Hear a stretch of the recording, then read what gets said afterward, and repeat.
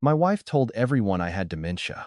Before a single doctor examined me, before a single specialist asked me a question, the story had already spread through my family like smoke drifting through an old house. Dad shouldn't be making financial decisions anymore. My son Michael said quietly, avoiding my eyes. We're only trying to help, my daughter, Emily whispered, her fingers wrapped around a coffee mug she barely touched. My wife, Linda, rested a gentle hand on my shoulder and sighed with practiced sadness. He's been forgetting so many things lately, she told them. I don't think he even realizes how much he's changed. I opened my mouth to answer, but the room had already decided which voice it believed. I had spent 43 years balancing numbers for other people, building a career as a certified public accountant, helping families protect what they had worked their entire lives to earn. Yet somehow, in a single Sunday afternoon, I had become the old man who supposedly couldn't be trusted to remember his own bank account. Daniel, Linda said softly, almost like she was comforting me, it's okay. You don't have to argue. I looked around the dining room of our home in Franklin, Tennessee. The family photographs on the walls showed birthdays, fishing trips, Christmas mornings, graduations, and weddings. I had been there for every milestone. I had built that life one careful decision at a time. Yet as I looked into the faces of my own children, I realized they were no longer looking at the father they had always known. They were looking at the version of me someone else had painted for them. If this story speaks to your heart, I would truly appreciate it if you gently pressed the like button and subscribed, but only if this story truly resonates with you. I'd also love to know where you're watching from. Leave the name of your city or country along with your local time in the comments because it always amazes me how stories can bring people together across the world. Stay with me until the very end, because the lesson I learned from everything that happened changed not only my life, but the way I understand trust itself. Now let me tell you where it all began. My name is Daniel Brooks. I'm 72 years old, and until that week, I believed the hardest part of growing older would be aching knees and reading glasses. I never imagined the greatest pain would come from sitting at my own dining table while the people I loved slowly stopped believing my words. It started on a rainy Thursday evening. Linda had invited Michael, Emily, and my son-in-law Jason over for what she called an important family conversation. I thought we were discussing our annual 4th of July trip to the lake. Instead, I walked into a room where every chair had already been arranged in a circle. The television was off. The curtains were drawn. Even the family dog lay unusually still beneath the window. Dad, Michael began carefully, Mom's been worried about you. I smiled, confused. Worried? About what? Emily exchanged a quick glance with Linda before answering. You forgot to call me back 3 times last week. Emily, I replied gently, you never called me. I checked my phone yesterday. Linda reached into her purse and placed a small notebook on the coffee table. I've been keeping track, she said, just so we could show the doctor what's been happening. She slowly opened the notebook. Each page contained dates, handwritten notes, and short descriptions. Forgot appointment. Repeated same question. Misplaced documents. Confused about bills, I stared at the pages in disbelief. Some events had never happened. Others had simple explanations that had somehow become evidence against me. Linda, I said quietly, what is this? She lowered her eyes with heartbreaking precision. Daniel, you don't remember writing checks twice last month? That never happened. You see? She whispered, looking toward our children. He honestly believes nothing is wrong. Silence settled over the room. Not angry silence. Worse. The kind filled with sympathy that leaves no room for defense. Michael rubbed the back of his neck. Dad, maybe you should let Mom handle the finances for a while. My heartbeat slowed instead of racing. There are moments when shock becomes so complete that even panic disappears. You simply observe. You notice tiny things. The ticking clock above the fireplace. The smell of fresh coffee growing cold. Rain tapping softly against the windows. I looked at Jason. Unlike everyone else, he hadn't spoken. He wasn't looking at me. He was looking at the notebook. His expression wasn't sympathetic. It was thoughtful. Then Linda took my hand and smiled the same warm smile I'd seen for nearly 45 years. I've already scheduled an appointment with a neurological specialist in Nashville, she said. Once the tests are done, everyone will understand that I'm only trying to protect you. Protect me. The word echoed in my mind long after no one else was speaking, because for the first time that evening, I wasn't wondering whether they believed I was losing my memory. I was wondering why the woman who knew me better than anyone seemed so certain she needed everyone else to believe it too. The drive home that evening felt longer than the 30 minutes it usually took from Michael's house to ours. Rain drifted across the windshield in thin silver lines while the headlights of passing cars disappeared into the darkness one by one. Linda sat quietly in the passenger seat, looking out the window as though nothing unusual had happened. Every few minutes she sighed, the kind of sigh that sounded almost rehearsed. I kept both hands on the steering wheel and watched the familiar roads of Williamson County slide past. There was a time when silence between us had been comfortable. After 45 years of marriage, we had never needed constant conversation to feel close. That night, the silence felt different. It was crowded with questions neither of us wanted to ask. "You are awfully quiet," Linda finally said. "I am thinking," I answered. "About what?" "About how quickly people can stop recognizing someone they have known their entire lives." She folded her arms and stared through the glass again. "Do not take what happened personally. Everyone is only worried about you." I almost smiled. That sentence had followed me through most of my adult life, although it had worn different clothes each time. Everyone is only worried about you. Everyone is only trying to help. Everyone knows what is best.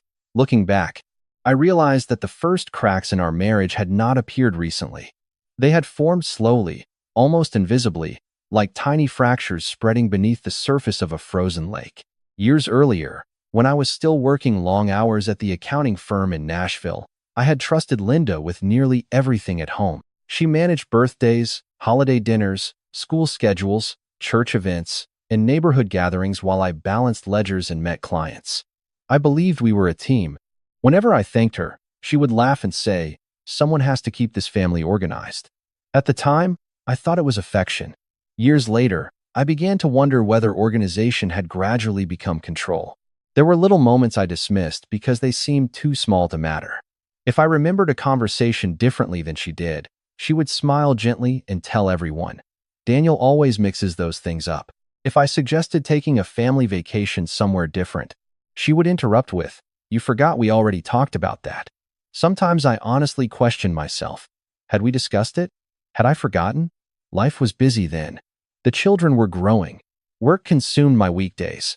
It seemed easier to trust her memory than challenge it. One Christmas nearly 12 years earlier, Emily had thanked her mother for buying the antique rocking chair sitting beside our fireplace. I smiled and almost corrected her because I had spent 3 weekends restoring that chair myself after finding it at an estate sale outside Murfreesboro. Before I could speak, Linda squeezed my hand beneath the dinner table. "Daniel forgets little details," she said with a playful laugh. Everyone laughed with her. I laughed too. It felt harmless. Today, I can still picture the exact shade of walnut stain I brushed across that chair and the tiny scratch near the left armrest that I deliberately left untouched because I liked the history it carried. I had not forgotten anything. I had simply chosen peace over correction. That became a habit. The years passed quietly. Michael often called his mother before calling me, asking about investments, family plans, or repairs around the house. "Mom always knows," he would say. Linda would answer before I had the chance. "Your father is busy," she would tell him. I already took care of it. Sometimes she had. Sometimes she had not. Eventually, people stopped asking me altogether. One Saturday morning, about 3 months before that uncomfortable family meeting, I was balancing our monthly expenses at the kitchen table. Linda walked in carrying 2 cups of coffee. She placed one beside me and glanced at my notebook. "You do not need to worry about these anymore," she said casually. "I enjoy handling the bills." I looked up. "I have handled our finances for decades." "Exactly," she replied. "You deserve a break." There was kindness in her voice, but something underneath it felt unfamiliar. I closed the notebook without arguing. Later that afternoon, I noticed our checkbook was no longer in the kitchen drawer where we had kept it for years. I searched the office, the bedroom, and the hallway cabinet before asking her, "Have you seen the checkbook?" She smiled without looking away from her tablet. "I moved it somewhere safer." "Where?" "Do not worry. I know where everything is." I remember standing there longer than necessary, waiting for her to tell me. She never did. Another memory returned as I pulled into our driveway that rainy evening. 2 months earlier, our pastor had asked whether I would continue serving as church treasurer for another year. Before I answered, Linda stepped in. I think Daniel should rest for a while, she said warmly. He has been forgetting little things lately. The pastor nodded with genuine concern. Your health comes first. I never had the chance to explain that I had not missed a single report in 11 years. At the time, I assumed Linda had spoken out of love. Sitting in the parked car outside our home, I suddenly saw those moments lined up beside one another, like pieces of a puzzle I had never intended to solve. They were small enough to dismiss individually. Together, they formed something impossible to ignore. As we walked inside, I noticed a stack of unopened mail resting on the hallway table. I reached for it automatically, but Linda picked it up first. I will sort through these later, she said. There is nothing important. Her words were calm. Her smile was gentle. Yet for reasons I could not fully explain, I watched her carry the envelopes into her home office and quietly close the door behind her. That door had never been locked before. I stood alone in the hallway, listening to the faint click of the lock turning, and for the first time in our marriage, I wondered whether the greatest secret in our home had nothing to do with my memory at all. The next morning arrived with the kind of quiet that usually brought me peace. Sunlight stretched across the hardwood floor, catching the dust that drifted lazily through the kitchen. I woke before Linda, brewed a pot of coffee, and sat on the back porch overlooking the maple trees that lined our yard. For years, I had started my mornings exactly that way. Numbers had taught me that routines reveal patterns, and patterns reveal truth. That morning, I decided to stop assuming every unusual moment had an innocent explanation. I waited until Linda left for her weekly volunteer shift before walking into the home office. I had never considered it her office. It had always been ours. Somewhere over the years, without either of us announcing it, the room had quietly become territory I no longer entered. I stood in the doorway for a long moment before opening the filing cabinet. The first drawer contained neatly labeled folders: insurance, property taxes, utilities, investment statements. Everything looked perfectly ordinary until I noticed several empty hanging files where our retirement documents should have been. I searched the second drawer. Nothing. The safe in the closet, where we had always kept original paperwork, was locked with a new electronic keypad. I stared at it, surprised. We had always used a simple combination lock that both of us knew. I tried the old combination anyway. The safe did not move. Someone had changed it without telling me. My phone buzzed. It was a text from Michael. Dad, are you free for lunch tomorrow? I smiled for the first time in days and answered immediately. I would like that. His reply came almost instantly. Mom said you get tired in the afternoons. Maybe breakfast instead? I read the message twice. I had never told anyone I was getting tired in the afternoons. Another small sentence. Another quiet adjustment to the story being told about me. Later that afternoon, I drove to our local bank because I wanted to review one of our certificates of deposit before it matured. The branch manager, Karen Whitmore, had known me for nearly 20 years. She greeted me warmly before something in her expression changed. Good afternoon, Mr. Brooks, she said gently. How are you feeling today? I feel just fine, I answered with a smile. I wanted to look over our investment accounts. She hesitated. One moment, please. Instead of walking me to her office, as she always had, she disappeared into a back hallway. When she returned, Linda was walking beside her. My stomach tightened. Daniel, Linda said softly, I told Karen I would meet you here. I had never told her I was coming. Karen folded her hands politely. Mrs. Brooks has asked that we include her in any significant financial discussions. I looked from one woman to the other. Asked? Or instructed? Neither of them answered immediately. Linda stepped closer. You know, I am only trying to make things easier. For whom? I asked quietly. Karen cleared her throat. There are a few authorization forms we were planning to discuss. She slid a folder across the desk. Most of the pages were routine banking documents, but one caught my attention immediately. It referenced financial oversight in the event of diminished decision-making capacity. I felt an unexpected calm settle over me. Why is this here? I asked. Linda answered before Karen could speak. It is simply planning ahead. Planning for what? Daniel, please do not make this harder than it needs to be. I slowly closed the folder without signing anything. I have spent my entire career explaining contracts to other people, I said evenly. I never signed documents I have not fully reviewed. Linda's smile faded for only a second before returning. That is exactly what I expected you to say. The sentence lingered in the room longer than it should have. It did not sound frustrated. It sounded prepared. As we left the bank, she reached for my arm, but I gently stepped away. During the drive home, she spoke cheerfully about dinner plans and Emily's children as though nothing unusual had happened. I barely heard her. My mind remained fixed on that folder, not because of what it contained, but because someone had assembled it before any specialist had examined me, before any diagnosis, before any evidence. That evening, Jason unexpectedly stopped by to return a ladder he had borrowed weeks earlier. While Linda prepared iced tea inside, he remained beside me in the garage, pretending to admire an old fishing rod hanging on the wall. Without looking directly at me, he spoke quietly. "Can I ask you something?" "Of course." "Did you personally ask your financial advisor to transfer your quarterly review from this spring?" I frowned. "No." "Why?" Jason finally turned toward me. "Because someone called the office and canceled it. They said you were becoming confused by complex financial information." I felt every sound around me disappear. The birds, the distant traffic, even the wind moving through the trees. "Who made that call?" I asked. Jason hesitated. "The assistant would not tell me. But she assumed it was a family member with your permission." Before I could respond, Linda opened the back door. "Dinner is ready," she called brightly. Jason gave me a brief glance that carried more questions than answers. We walked inside together, neither of us mentioning the conversation again. But as I sat across from Linda that evening, watching her laugh naturally with our family, I realized something that unsettled me far more than the missing paperwork or the unsigned forms. Whoever had been quietly rewriting my life had started doing it long before anyone suggested a medical evaluation, and somewhere beyond the locked safe, the canceled appointments, and the carefully timed conversations, there was one piece of the puzzle that everyone except me already seemed to know. 2 days later, I drove alone to downtown Nashville because I needed fresh air more than I needed another afternoon sitting in a house that no longer felt familiar.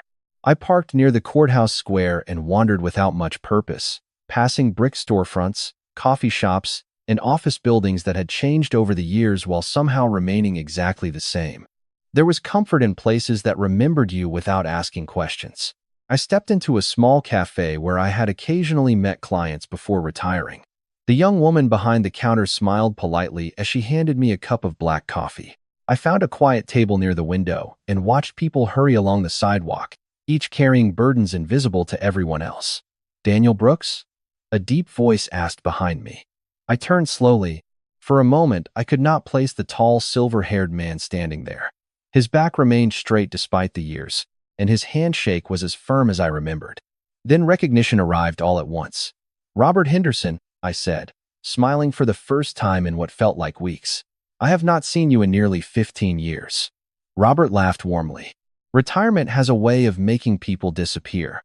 During my career as a certified public accountant, Robert had served as a federal judge before stepping down several years after I retired. We had worked together on community financial education programs and several charitable foundations.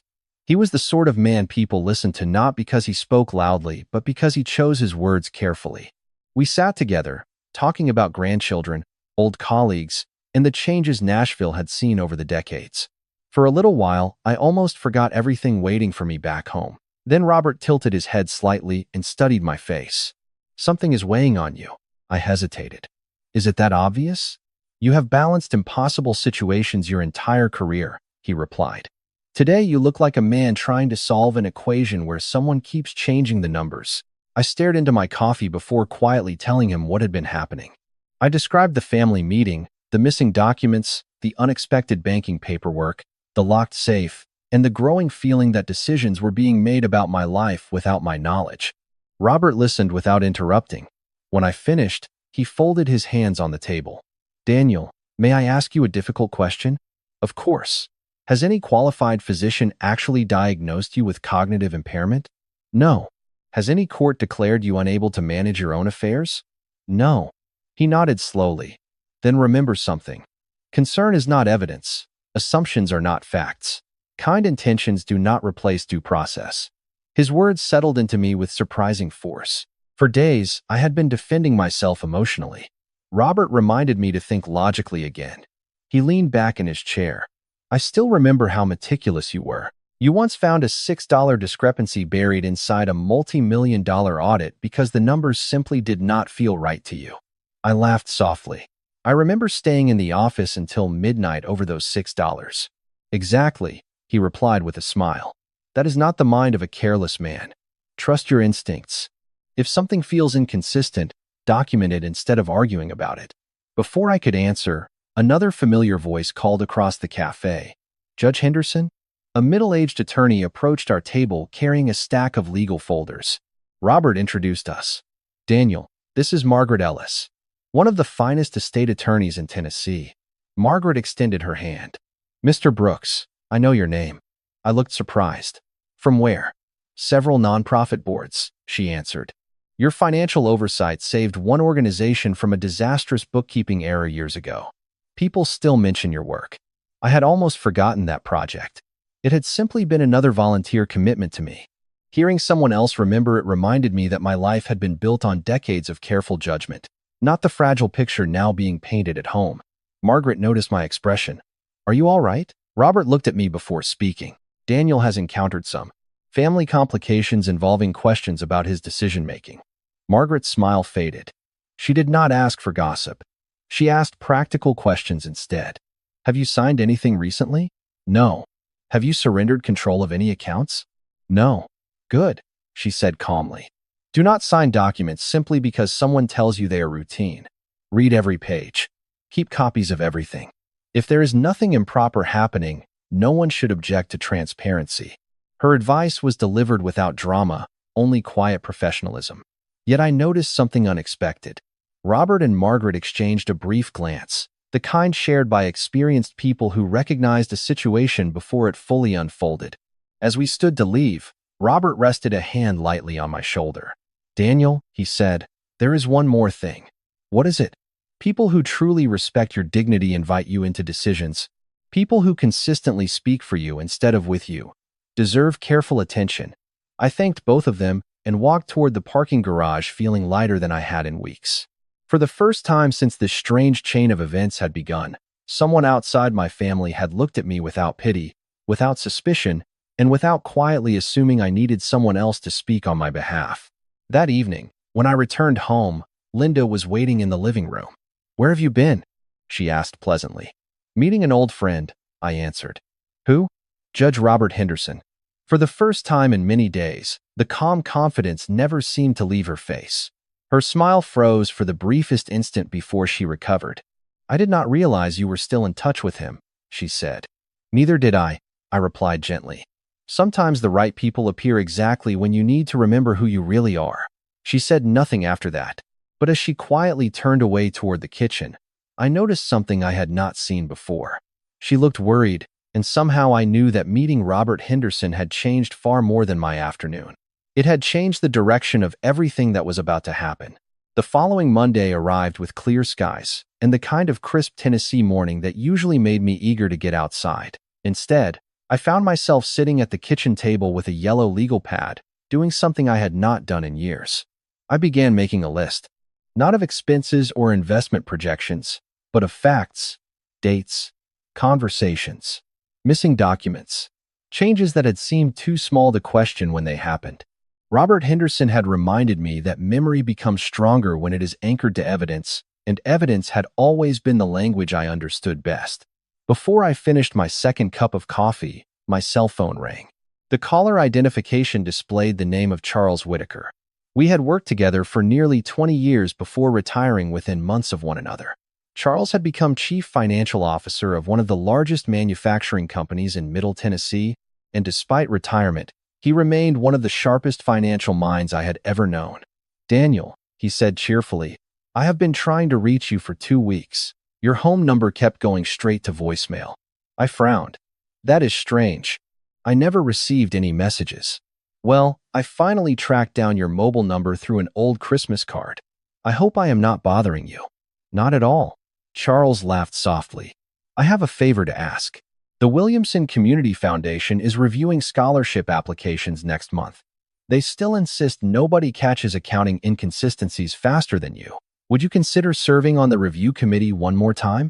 I leaned back in my chair, surprised. I thought they had replaced me years ago. Replace you?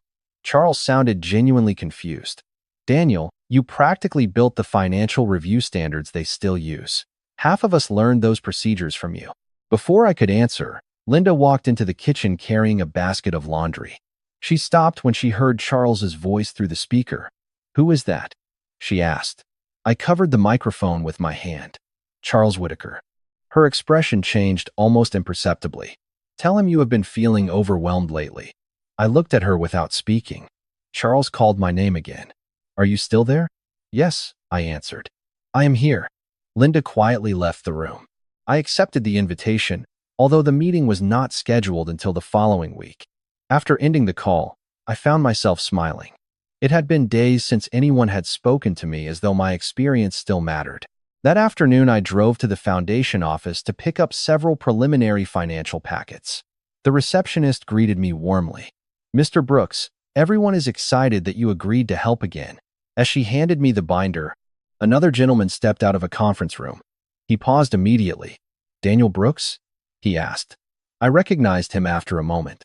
Thomas Avery, a retired banking executive who had served on the foundation board for years. He walked over and shook my hand firmly. "I heard you might be joining us again." "That is excellent news." "Thank you," I replied. "It has been a while." Thomas smiled. "Do you remember the scholarship audit 15 years ago?" I laughed quietly. "The one where 2 decimal places were reversed?" "Exactly," he said. "Everyone else missed it. You found the problem in less than 10 minutes. That mistake would have cost the foundation hundreds of thousands of dollars over time." Several younger staff members overheard the conversation and looked at me with curiosity. One of them asked, "Was that really you?" Thomas chuckled. "Young lady, you are looking at the man whose audit procedures became the model for 3 nonprofit organizations in this state. Daniel has forgotten more about financial accountability than most professionals ever learn." The words caught me off guard. I had never thought of my work that way. I had simply done my job carefully because I believed other people trusted me with responsibilities that mattered. Driving home, I reflected on something I had almost allowed myself to forget. My reputation had never been built on charisma or impressive speeches. It had been built on consistency, on decades of showing up, checking every detail, and protecting people who depended on honest numbers. That evening, Michael called unexpectedly. "Dad, can I stop by after work tomorrow?" "Of course." He hesitated before continuing. "I found something strange while cleaning out my office." "What did you find?" "A folder Mom gave me several weeks ago. She told me to keep it in case you became confused about your finances." I remained silent. Michael continued in a quieter voice. "There are notes inside. Dates. Lists. Things that do not seem right. Bring it with you," I said gently. "Do not change anything." After hanging up, I sat alone on the back porch watching the sun disappear behind the trees. The evening air carried the scent of freshly cut grass, and somewhere in the distance a train whistle echoed across the valley. For the first time since this difficult chapter of my life had begun, I sensed that the carefully constructed picture surrounding me was beginning to develop cracks. Not because I had argued louder than anyone else, not because I had tried to convince people with emotion, but because truth has a quiet habit of leaving fingerprints everywhere. Somewhere inside that folder Michael had discovered, another piece of the story was waiting, and I had the gros moz that it would reveal far more than anyone intended me to see. Michael arrived just after 6 in the evening carrying a worn brown folder tucked beneath his arm. He stood on the front porch for several seconds before ringing the bell, as though he was rehearsing a conversation he never expected to have with his own father. When I opened the door, he offered a tired smile. "Can we sit outside?" he asked quietly. The sun was beginning to sink behind the trees, painting the backyard in warm shades of gold. We settled into the old wooden chairs on the patio where he had once helped me assemble model airplanes when he was a boy. He placed the folder on the small table between us, but did not open it immediately. "Dad," he said, staring at the cover, "I owe you an apology before we even look inside this." I remained silent. Sometimes people need room to find the rest of their own sentence. "I believed everything because it came from Mom," he continued. "She seemed so certain. Every time I questioned something, she had another example, another note, another explanation. I never stopped to ask whether the examples were actually true." I nodded gently. Fear can make good people accept easy answers. Michael slowly opened the folder. Inside were neatly organized pages divided by colored tabs. The first section contained handwritten observations. The second contained printed calendars. The third held copies of correspondence with banks, insurance representatives, and financial advisors. He handed me several pages. Read the dates. I adjusted my glasses and looked carefully. Many of the notes claimed I had forgotten conversations or misplaced paperwork on days when I had been traveling with Charles Whitaker, attending foundation meetings, or volunteering at church. Several entries described incidents that could not have happened because I had documentary proof that I had been somewhere else entirely. One note claimed I had become confused during a charitable board meeting. I quietly removed another folder from my briefcase beside the chair and compared calendars. That meeting had been canceled because of a winter storm. It had never taken place. Michael leaned forward. I checked because something felt wrong. The more I compared dates, the more inconsistencies I found. Before I could respond, Linda stepped through the back door carrying a tray with iced tea. She froze the instant she saw the folder open between us. "What are you two doing?" she asked. Michael answered before I could. "Talking." She set the tray down carefully. "About what?" "About these notes." Her expression remained calm, but I noticed her fingers tighten around the edge of the tray. "Those are private medical observations," she replied. "They were never meant to be misunderstood." I looked at her quietly. "Some of these events never happened." She immediately shook her head. "You simply do not remember them." Michael reached into the folder and removed 2 printed calendars. "Mom, this page says Dad forgot a foundation meeting on February 12th. That meeting was canceled because of the snowstorm." I checked. Linda hesitated only briefly. "Perhaps I wrote the wrong date." He lifted another page. "This one says he became confused during my office visit on March 3rd. I was in Chicago that entire week. My company records confirm it." Silence settled over the patio. Linda folded her arms. "You are taking everything too literally." I was trying to keep track of general patterns. I spoke softly, keeping my eyes on the papers instead of on her. "Patterns are built from facts." She looked at me with frustration beginning to replace composure. "Daniel, this is exactly what I have been dealing with. You always become defensive." "No," I answered calmly. "I am reading dates." She turned toward Michael. "You know how difficult the last few months have been for me. I have been carrying this family on my shoulders." Michael's voice remained respectful, but it carried a firmness I had not heard before. "Mom, nobody doubts that you have been worried. But worrying and recording events accurately are not the same thing." She looked from him to me and back again, searching for support that did not come. "You both think I am lying?" she asked. I shook my head slowly. "I am not accusing anyone. I am simply asking that every statement be measured against evidence." My words surprised even me. There was no anger in them, only the habit of a lifetime spent reconciling accounts one line at a time. Linda picked up several pages from the table. "These notes were never supposed to become an argument." "Then let us remove the argument," I replied. "Next week, I have an appointment with the neurological specialist. We will let objective testing answer the questions that opinions cannot." She looked away for a moment before speaking again. "Tests are not always perfect. Neither are memories," I answered. "That is why facts matter." Michael quietly closed the folder. "Dad is right. We should stop guessing." Linda gathered the empty glasses from the tray, even though none of us had taken a sip. Without another word, she carried everything back into the house. Through the kitchen window, I could see her standing motionless at the counter, staring down at something I could not see. Michael exhaled slowly. I have never seen her react like that. "Neither have I admitted. The evening breeze moved gently through the oak trees, carrying away the last warmth of the day. For weeks, I had felt as though I were standing alone against everyone I loved. Now, for the first time, someone else had begun asking the same quiet questions I had been asking myself. Nothing had been settled. No accusations had been proven. But truth had finally entered the conversation, and once truth arrives, it has a way of asking for more than anyone expects. 3 mornings later, the atmosphere inside our home had changed in ways that were impossible to ignore. No one had raised their voice. No dramatic confrontation had taken place. Yet the quiet confidence that had surrounded Linda for weeks seemed to be slipping away one careful conversation at a time. I noticed it first during breakfast. She poured herself a cup of coffee but never took a sip. Every few minutes she glanced toward her telephone lying face down on the kitchen counter, as though she were waiting for a call she hoped would come before someone else asked another question. Michael arrived shortly after 9 with several additional documents he had gathered from his office. Jason came with him, carrying his leather briefcase. Emily followed half an hour later, looking anxious but determined. No one had planned a formal meeting.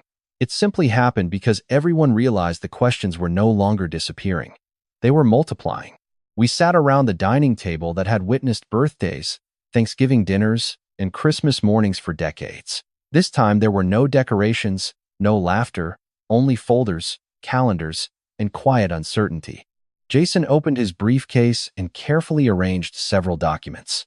I compared the dates from Michael's folder with publicly available records, he said calmly. Some of the timelines simply do not match. Linda folded her arms. You are making this much more complicated than it needs to be. Jason remained respectful. I am not accusing anyone. I am verifying information. Emily looked at her mother. Mom, why were there notes describing events that never happened? Linda exhaled slowly. Because your father has good days and bad days. Sometimes I wrote things down later and mixed up the dates. Michael gently slid another page across the table. Then how do you explain this one? It says Dad forgot to pay the property taxes last spring. The county records show the payment was submitted 3 weeks early. Linda glanced at the paper only briefly. Perhaps I confused that bill with another one. Jason quietly added, that explanation would make sense once. It becomes more difficult after the 10th inconsistency. Nobody answered immediately. I remained silent, listening. For weeks I had imagined defending myself point by point. Instead, I discovered something surprising. I no longer needed to. The questions belonged to everyone now, not just to me. Emily reached for another folder. Mom, did you ask Dad's financial advisor to cancel his annual review? Linda hesitated. I thought it would reduce unnecessary stress. Without telling him? Emily asked. I believed it was best. Michael rubbed his forehead. Why did you never tell us that? Because you would not have understood. Jason looked up. Understanding usually begins with complete information. Linda's composure began to crack.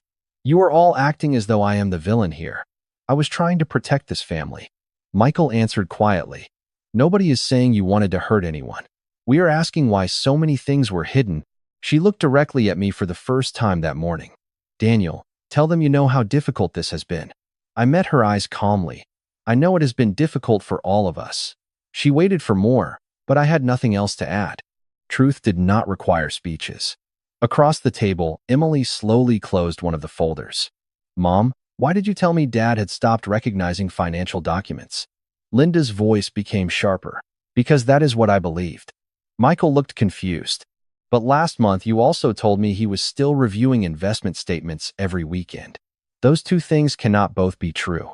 Linda turned toward him. You are twisting everything I said. No, he replied softly. I am remembering it. The room fell silent again. It struck me that memory, the very thing everyone had questioned in me, had quietly become the center of every conversation.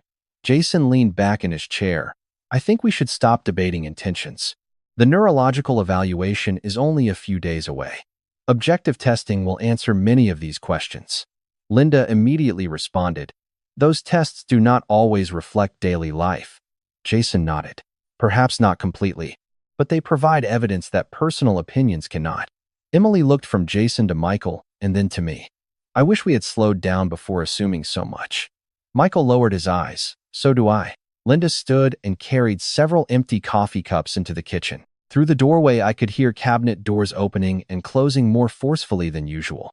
She remained there for several minutes before returning. I have spent years taking care of everyone, she said quietly. Nobody seems to remember that. I answered with the same calm voice I had used throughout the morning. Caring for someone is honorable. Speaking for someone without their knowledge is something entirely different. She stared at me, unable to respond immediately. It was not anger I saw in her face. It was uncertainty. The certainty that had once guided every conversation was fading because it could no longer stand beside documented facts. The discussion ended without anyone declaring victory. Michael gathered the folders. Jason organized his notes. Emily hugged both of us before leaving, although I noticed she held the embrace with me a little longer than before. After everyone had gone, the house became quiet again. I stepped onto the back porch and listened to the wind moving through the trees. Inside, I could hear Linda pacing slowly from room to room. She made several telephone calls, ending each one after only a few minutes. Her voice sounded tense, then defensive, then almost pleading. I did not try to overhear the conversations. I no longer needed to search for cracks in the story. They were appearing on their own. The truth had not arrived all at once. It was emerging the way morning light slowly fills a room, revealing details that had been there all along. And for the first time since this painful chapter began, I realized that I did not have to defeat anyone. All I had to do was remain patient while reality quietly found its own voice. The appointment at the neurological clinic finally arrived on a cool Thursday morning in Nashville. By then, I had stopped trying to predict what the day would bring. I had learned that peace does not come from controlling every outcome. It comes from knowing that you have nothing left to hide. Dr. Nathan Reynolds welcomed us into his office with a calm smile that immediately put me at ease. He shook my hand firmly before greeting Linda with the same courtesy. "Mr. Brooks," he said, "today is simply an opportunity to understand how your mind is functioning. There are no winners or losers here." I appreciated those words more than he probably realized. For weeks, I had felt as though every conversation about me had been treated like a contest. This room felt different. It was a place built for observation rather than assumption. After several introductory questions, Dr. Reynolds looked at Linda kindly. "Mrs. Brooks, I would like to spend some time speaking with your husband alone before we continue." She hesitated for only a moment before leaving the office. The door closed softly behind her. The doctor folded his hands. "How are you feeling?" he asked. "Tired," I admitted. "Not physically. Emotionally." He nodded. "That is understandable." The evaluation lasted several hours. There were memory exercises, reasoning problems, language tasks, pattern recognition activities, financial scenarios, and conversations about current events, personal history, and long-term planning. None of the questions felt designed to trap me. Instead, they invited me to think, explain, and reflect. We even laughed together once when I solved one of the visual puzzles faster than I expected. "You have done this before," I joked. Dr. Reynolds smiled. "Many times, but every person tells a different story." During one portion of the examination, he handed me a complex financial case study involving estate planning and charitable trusts. I reviewed the documents carefully before explaining several inconsistencies hidden inside the proposal. The doctor quietly took notes without interrupting. When I finished, he looked at me with genuine curiosity. "You noticed every issue within minutes." I shrugged gently. "Old habits are difficult to lose." "What was your profession?" he asked. "Certified public accountant." His eyebrows lifted slightly. "That explains a great deal." By late afternoon, the formal testing was complete. We returned to a larger consultation room where Linda, Michael, Emily, and Jason were already waiting.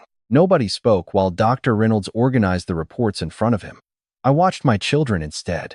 Michael looked exhausted.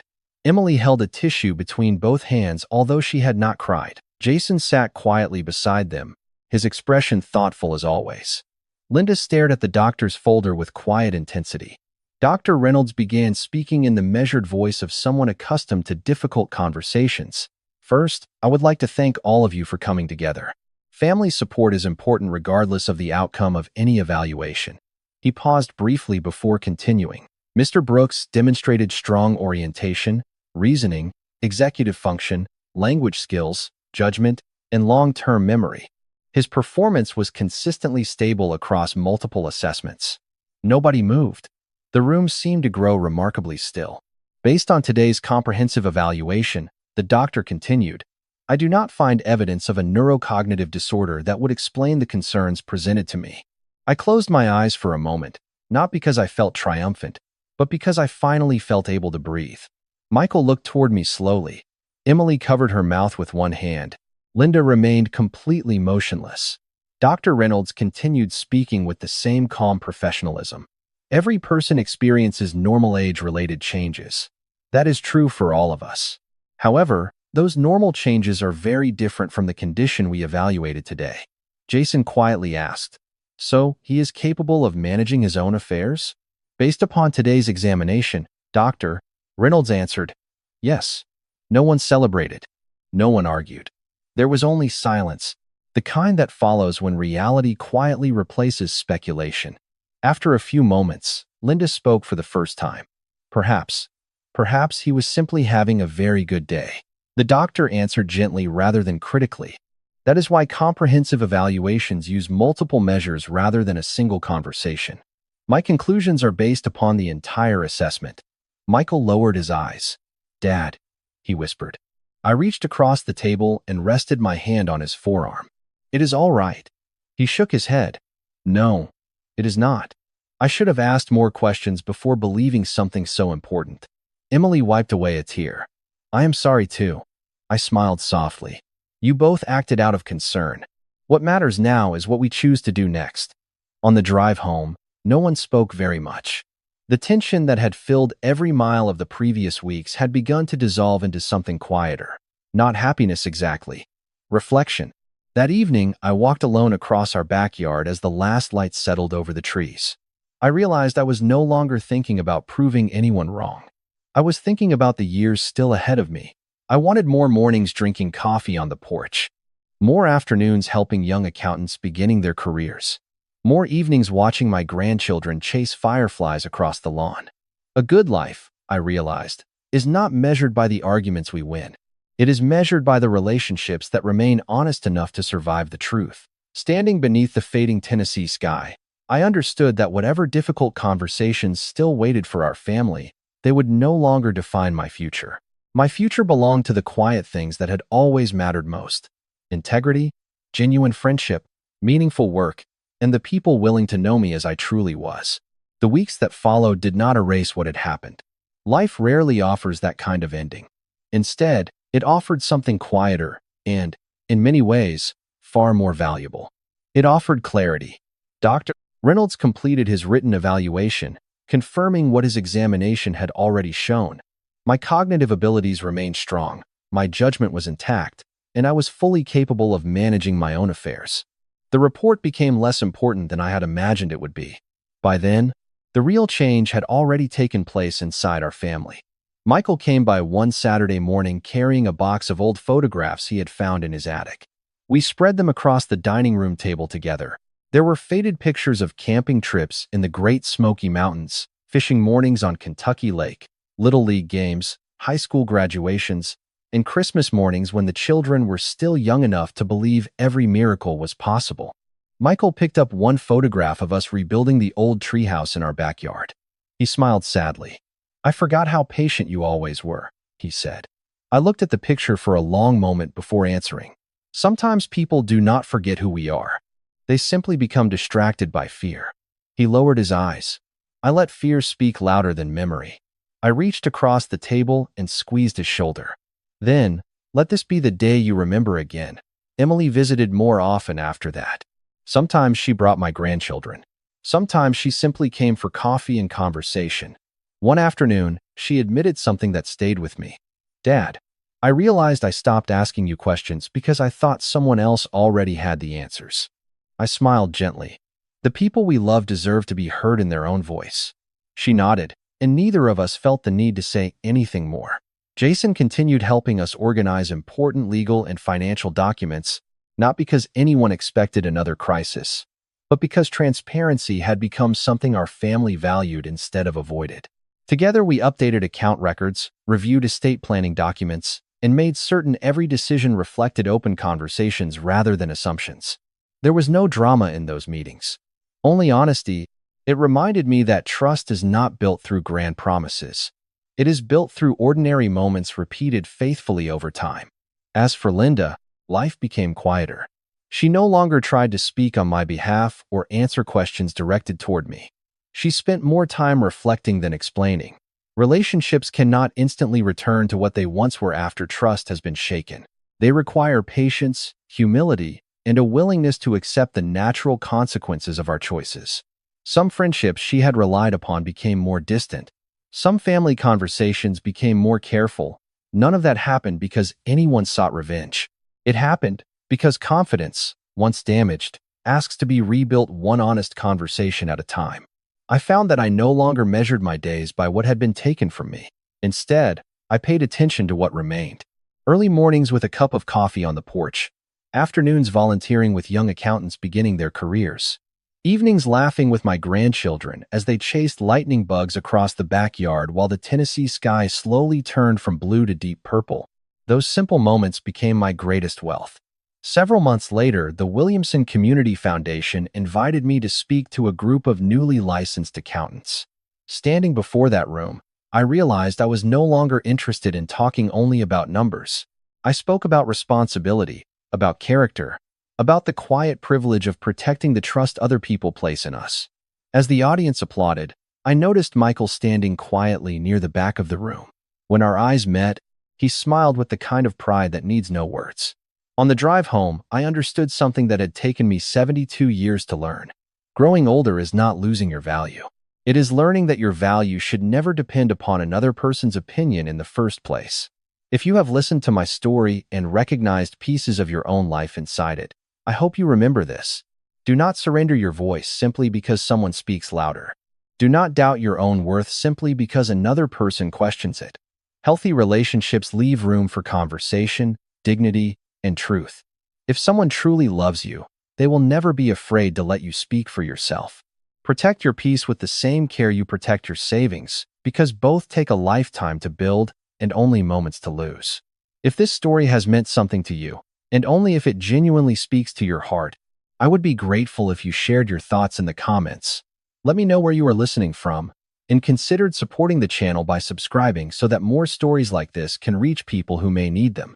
If there is one lesson I hope remains after my story ends, it is this. Never allow another person's fear to become the definition of who you are. On the first cool morning of autumn, I carried the old walnut rocking chair onto the front porch, the same chair I had restored with my own hands years before.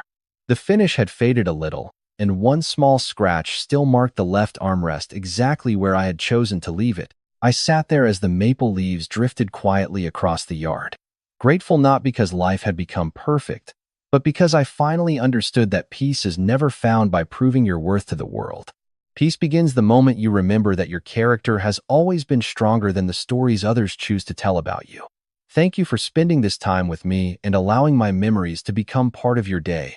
I truly hope you leave this story feeling a little less alone, a little more hopeful, and a little more willing to trust your own quiet wisdom. Until we meet again in another story, take good care of yourself and of the people who truly see your heart.